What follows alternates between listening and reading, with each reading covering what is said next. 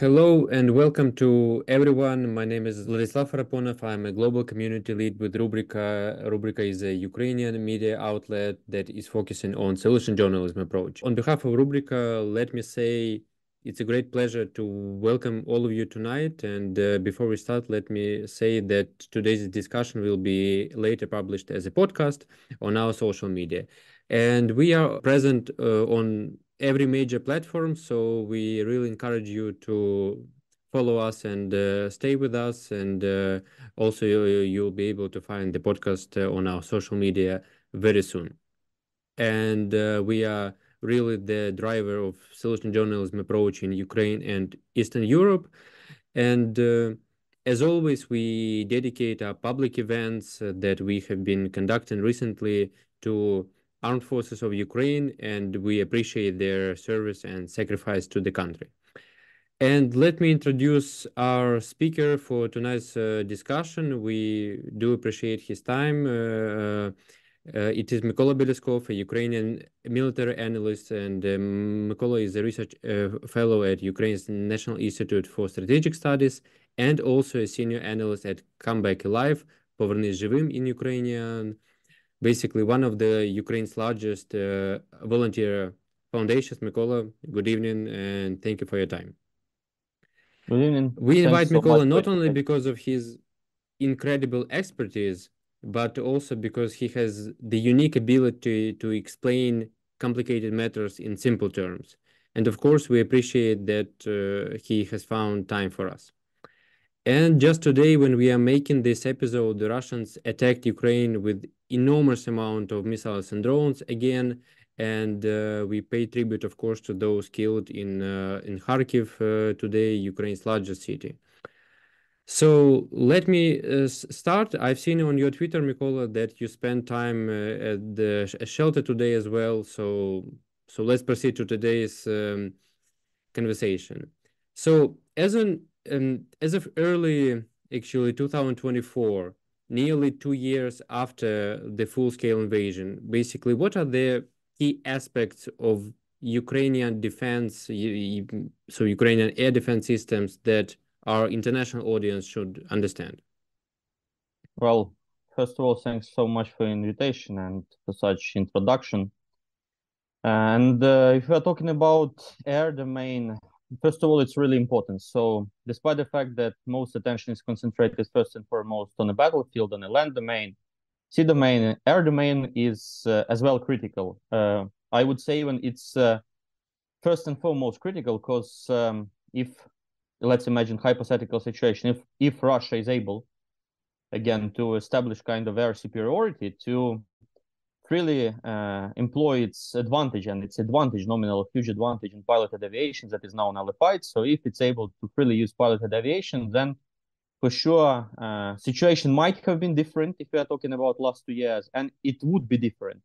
So the most important thing is that no one should take for granted the fact that Ukraine was able to successfully implement so-called air denial strategy, and no one should underappreciate the importance of continuous investment in such kind of strategy by different means. So the issue is of utmost importance, and how situation evolved, I mean the dynamics of this war and how it might evolve, it critically depend on air domain. So that's why investment in air domain is really important, and that's why again I'd like to emphasize, maybe recall people who forget that day-to-day like updates by the Pentagon that were done on a day basis since the 24th of February, they started with admitting the fact that airspace over Ukraine is contested and Russia is not able to freely use piloted aviation, because it's not only about missiles, UAVs, it's about first and foremost nine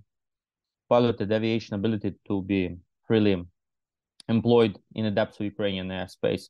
The next thing is that, of course, we did a great progress because we started the war with Soviet system, legacy one of 1980s. Now we are progressively employing more and more sophisticated Western systems of different kinds with some capabilities we never possessed before, especially in terms of anti-ballistic missile defense. And the last but not the least, as for me, we've seen the renaissance of so-called anti-aircraft artillery. So some time ago, it was hard to imagine that anti-aircraft artillery would be again important, required. So the first renaissance of anti-aircraft artillery, it was in 1960s, 1970s.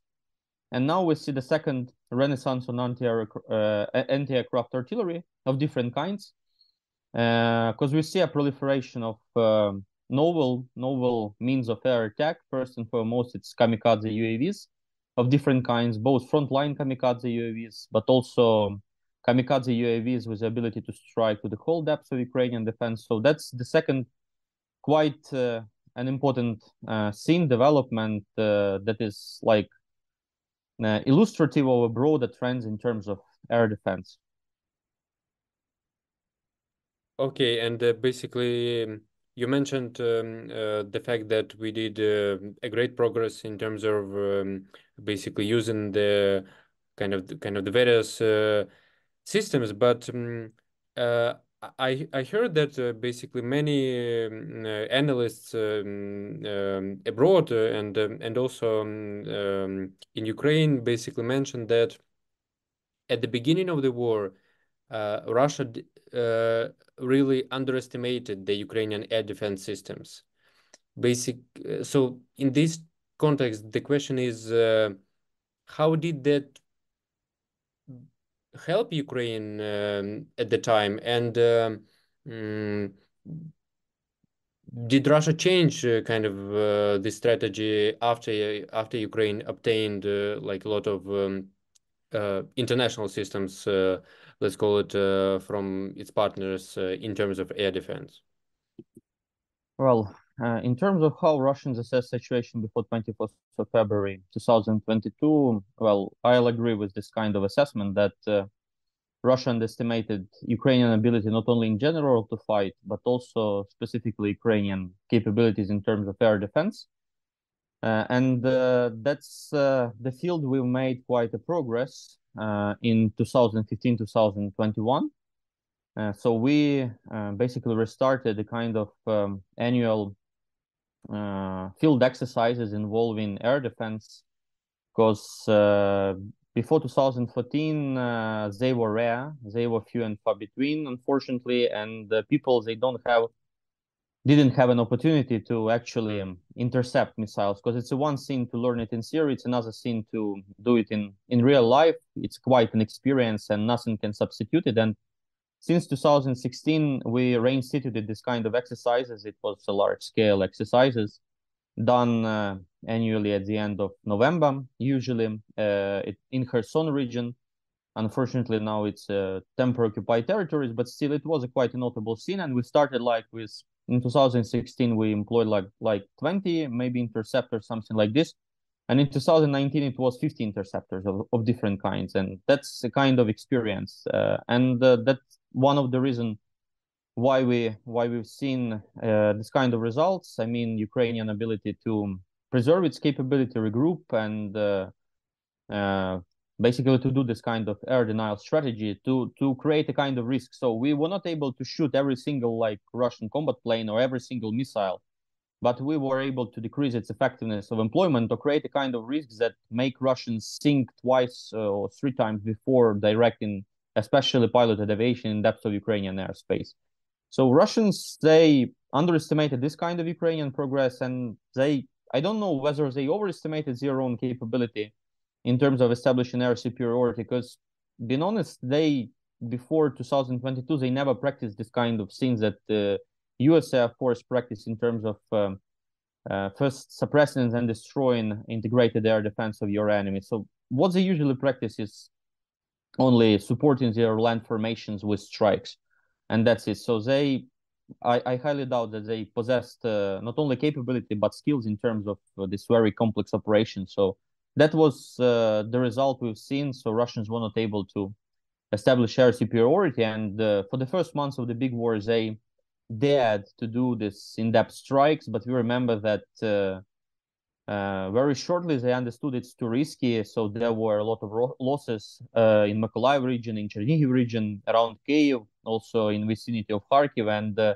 just 1 month passed, and the Russians, they decided not to risk their piloted aviation, their limited stock of pilots, trained pilots, and they switched the tactics. So we don't see Russian attempts to use like fighter jets, fighter bombers in depths of Ukrainian airspace. That's why they only relying on missiles, on UAVs, and that's a huge success. So yeah, along with artillery, we also improved in 2015, 2021. We also improved air defense, and it was quite an unexpected scene for Russians. So it's basically one of the major set of capabilities that allowed us to foil a Russian original plan. Yeah, and basically you've touched upon this while answering the first question, but I would just like to answer basically to ask you if you have something more in mind that like considering the importance of air defense in securing airspace and right now I'm referring to the so-called counteroffensive, kind of the word that has been in the air for some time, and obviously when we are going toward spring, I think this word will be again like in the public discourse, and maybe also it can be heard from our partners. So what is the connection right now, and if you have some ideas about not so distant future, so like what is the connection between air defense and the ground operations that we may be talking about spring this year and probably early summer in terms of how securing the Ukrainian air will help or not Ukraine's armed forces to move further? Well, air cover flank formation is one of the important elements prerequisite for both defensive and offensive operation. There are a couple of problems. The first problem is that there is a conflict between two very important tasks we need to pursue simultaneously, but it's very difficult. So there is air defense of the country, so-called, when you defend critical infrastructure, major urban areas, economic activity centers, and so on. And there is air defense of the land formations, when you defend the grouping of forces, critical nodes in your system of defense. You basically nullify Russian advantage in air power over your formation. So there is a conflict between these two things. So they are both simultaneously important, and we lack adequate amount of capability and capacity to meet them. And there was like a kind of guess provided explaining why Russians so intensively targeted Kyiv in May 2023. So their major target, as it said, again, it's a hypothesis. For me, it's quite persuasive hypothesis that the major task was not only like to deplete Ukrainian air defense, to check whether Patriot is able to intercept Kinzhal air-launched ballistic missile and so on, but also to pose this kind of dilemma before Ukrainian political and military leadership. So whom you are going to defend? It's either your rare areas or frontline formations. So that's why they made Ukrainians basically to choose for air defense of the country, and that's why our air defense of land formations, it was not adequate to all the kind of threats we faced, especially as we see Russians, they are adjusting. They learned finally that you can use attack helicopters as a defense to target your opponent armor, as they did, especially successfully, unfortunately, in June 2023. They also do this kind of improvise gliding munitions, like a crude version of joint direct attack munition provided by the US to Ukraine.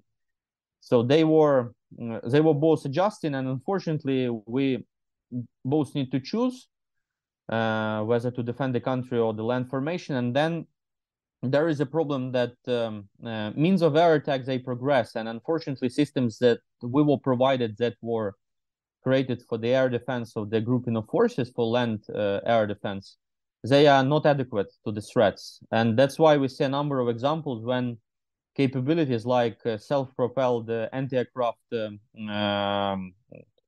weaponry, Gepard, I mean, or like Avenger air defense system based on Stinger missiles. So it was, both of them were created for defense of the land formations, but it's not adequate. So the range is not adequate to nullify a lot of new targets, and that's also a kind of problem for Ukraine.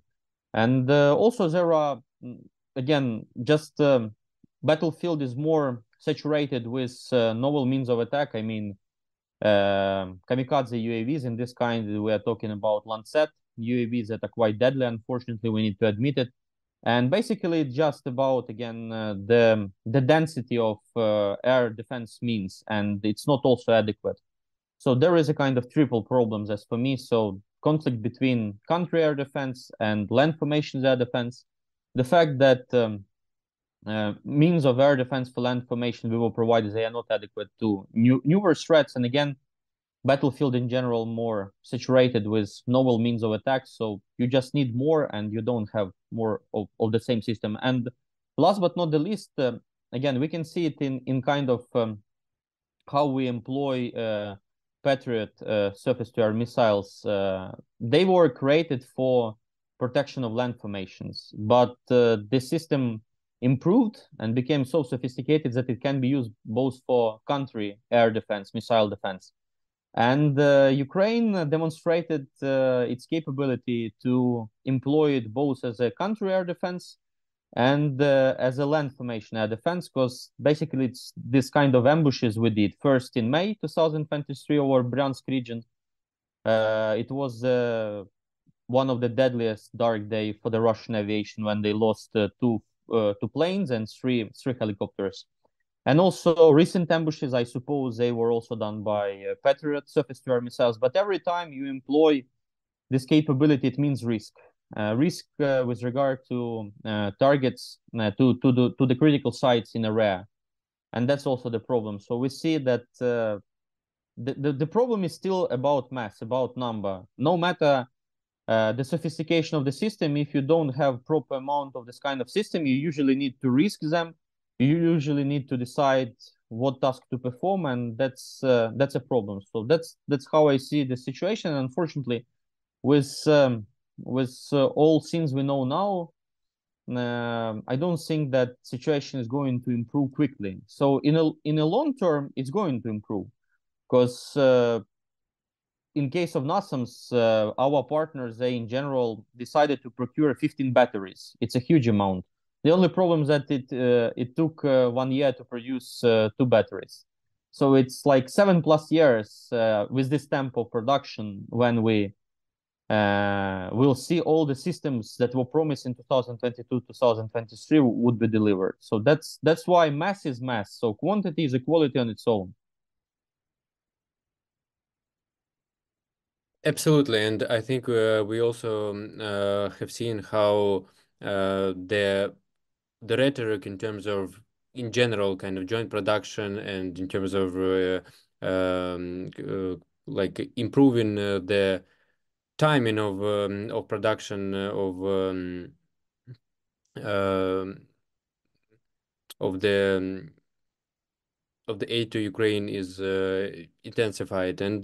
And I was going to ask you about the trends, but basically you've covered that already in part. So couple of months ago, basically Ukraine's authorities on the highest levels have been appealing to Western partners to provide more air defense systems because they were expecting more attacks to come, and actually we have witnessed it. And at the same time, we know that Ukrainian military personnel completed several trainings, for example, on the Patriot air defense systems, which are probably like the most kind of well-known among Ukrainians, and as you just mentioned, basically one of the um, ideas that was kind of circulating inside Russia after Ukraine got the first Patriot missile was that kind of Russians were expecting to hone for this system. But I would like to ask you this, like, despite the lack of attention in Ukraine to this matter, actually, what impact does it have in terms of training abroad for kind of members of Ukraine's armed forces on Ukraine's capabilities and also the decision-making process in terms of providing more such systems to Ukraine? Well, the beauty of such weaponry, sophisticated modern weaponry, is not only that it's so battle effective, able to intercept even missiles with a speed of over five times speed of sound, so hypersonic speed. It's also quite let's be honest. So this is the state of the art system, and the Ukrainians they are quite good in learning, and it's not so difficult to learn how this operates. So the system is structured in such a way that basically, if it's deployed, you need just a couple of people to operate it. So everything is augmented, by the way, with artificial intelligence that makes well. Otherwise, we won't see this good reports about interception of hypersonic speed projectiles because no human can respond to such short order of time. Well, as for me, in terms of demonstrating both ability to quickly learn and employ efficiently, Ukrainian troops did everything to provide proper arguments. As for me, the problem is not in military dimension. The problem is in political dimension, unfortunately, partly. So right here, right now, it's just about Ukraine to see the packages of the assistance to be adopted so they can finance the proper shipment of this, so that kind of interceptors, also maybe additional launchers. And in the meantime, it's also, of course, about augmenting the capacity of Western military industrial complex to produce more kind of interceptors, because in kind of in case of, for instance, IRST, so everything that is produced is quickly shipped and employed. So that's another problem. So as for me, in terms of military, we've demonstrated everything: ability to quickly learn, ability to successfully employ. The only problems are partly political and partly technological, and that's it. So unfortunately, again, modern weaponry, it's effective, but simultaneously it's very costly and it's very difficult to produce. So unlike in World War II, when the weaponry was mass produced, it was calculated in thousands, tens of thousands pieces of equipment. Right here, right now, we see the situation when more and more people are discussing the advantages of cheap but numerous equipment. So that's also a kind of thing. So, but it's not only in air defense field, not only in air domain, it's also about land domain. So that's problem is quite universal. So as for me, Ukrainian military did everything. So unfortunately, the ball in part of the field of our partners in this case. Yeah, so I would ask you the next question from our audience, and I also encourage those who joined us online. If you have questions, you can either prepare them and raise your hand, or you can type them in the chat. I will read it aloud. Okay, so.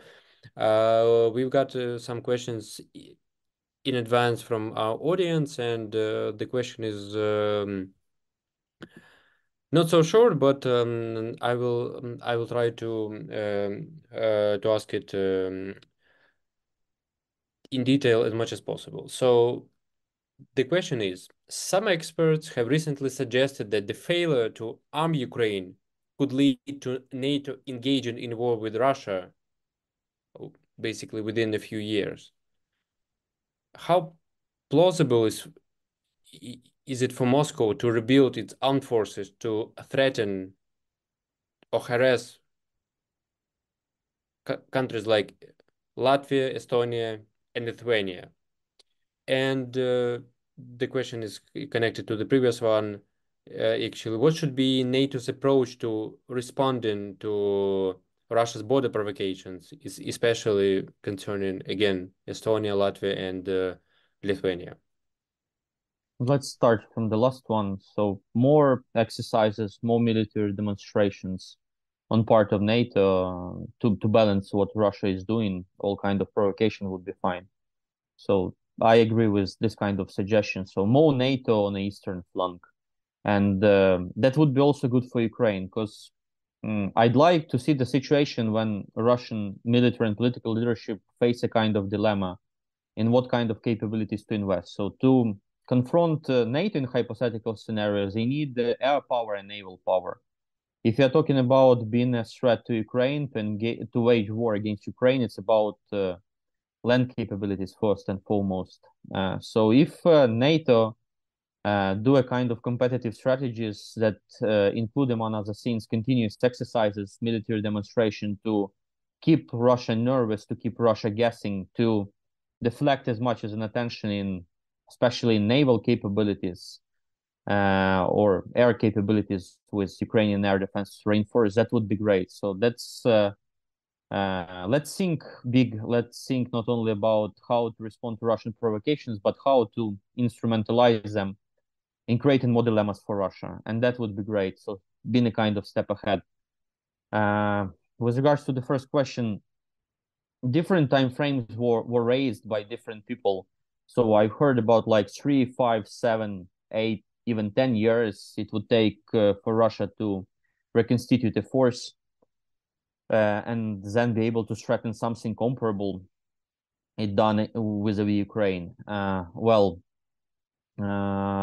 I'm certain that Central and Eastern European countries, especially Baltic states, Poland, to lesser extent Finland, because its capability is already quite developed, they're already thinking about this kind of scenario.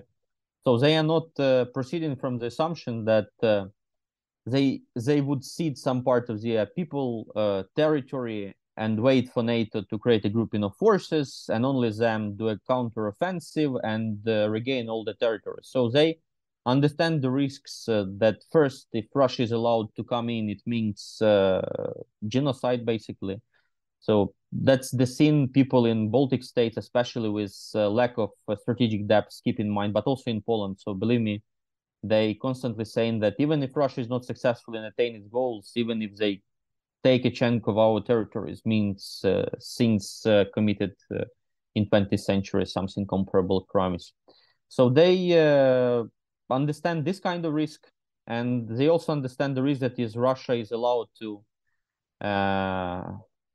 create defense in depth, to solidify its control over land grab, territories occupied, and then threaten nuclear retaliation. It means that who knows what would be the decision. So with regard to time frame, I don't know how long it would take.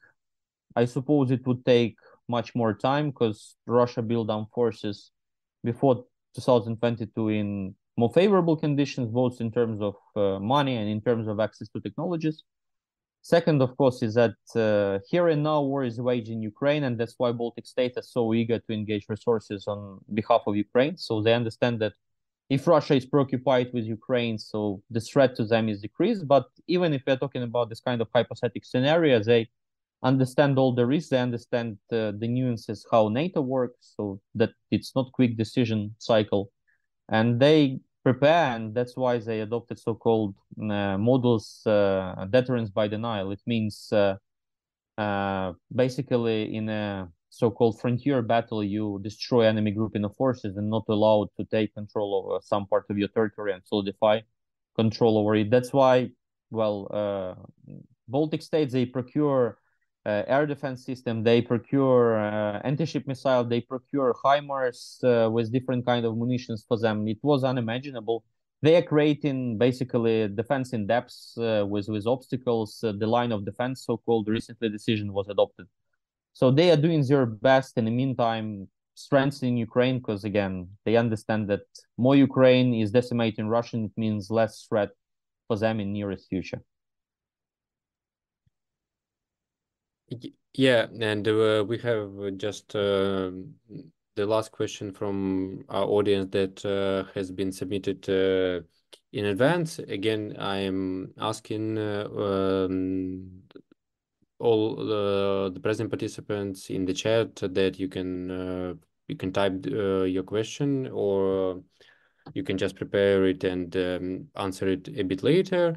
And so, Mykola, the question is, in your experience with the Comeback Alive Foundation, could you tell more about the role of NGOs? And I think in here the implication is also made toward the volunteers in general, regarding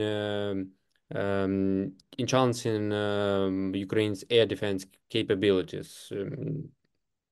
I think it will be interesting for our foreign audience to know some trends regarding how Ukrainian NGOs, and again, kind of the volunteer sector, I would call it, kind of contributing to air defense systems. Well, if you're talking about how things evolved, so air defense, despite the fact that they operate complicated systems like surface-to-air missiles, fighter jets, radio radio network to detect what's going on in skies. So they still need the computing equipment. They still need radio stations to communicate, to interact and coordinate the activities. So in 2022 and in 2023, we provided as a Comeback Alive radio station. So there are pictures when operators of like IRIS-T, they have radio stations provided by Comeback Alive. And we of course proud of it. Of course, equipment for, again, staff work, it's also so important. But in 2023, we also launched a separate project, and the separate project was done in connection with biggest private postal network, Nova Poshta, and the idea was to raise more than $9.5 million and to translate them into command and control equipment. So this like mobile fire teams that are fighting with Shaheds and cruise missiles, they have instant communication, because there is situation when you need separate communication, reinforced one on spot, and also command and control vehicles with monitors, with some special equipment. We not provide details, again, to better coordinate application of all the means we have. I mean, fighter jets, surface-to-air missiles, mobile fire teams that engage UAVs and cruise missiles. So that's how Ukrainian aid evolved out of charity organizations. So from some day-to-day equipment necessary in any case, because again, don't underestimate the importance of equipment necessary for the staff work, for coordination work, and then a separate project to enhance command and control. And we distributed quite a lot of equipment in this project done with Nova Poshta, and this equipment was provided to Air Command Center, that is the biggest one responsible for air defense of the central Ukraine, including Kyiv. That's why all people who read the news that certain amount of missiles was intercepted or Shahids were intercepted, it's also because ability to coordinate employment of means at hand was improved with different equipment sets we provided. So you can check some details about specific types of command and control equipment we provided. So it's open, and that's quite a story. We are proud of that we are able to meet the requirements of the separate branch of the armed forces in such important domain as air defense. So that's the thing we are proud of as a charity organization that raised more than 10 billion of hryvnias. It's more than $250 million since 21st of February 2022 and turns them into different force multipliers for armed forces. Absolutely, and it is really a brilliant idea, and the organization of that campaign on social media as well is enormous, and it has become like a slogan to support its particular air defense systems. We have some questions in the chat, Mykola, just two of them. I will start reading it. The question is, what do you think of a missile downing with Browning machine gun? If I'm not mistaken, and I'm reading the question as it is, this was a newly made KH 101 with traps. Do you think Ukraine could shift to more mobile units, replacing the deficit heavy air defense and increase them?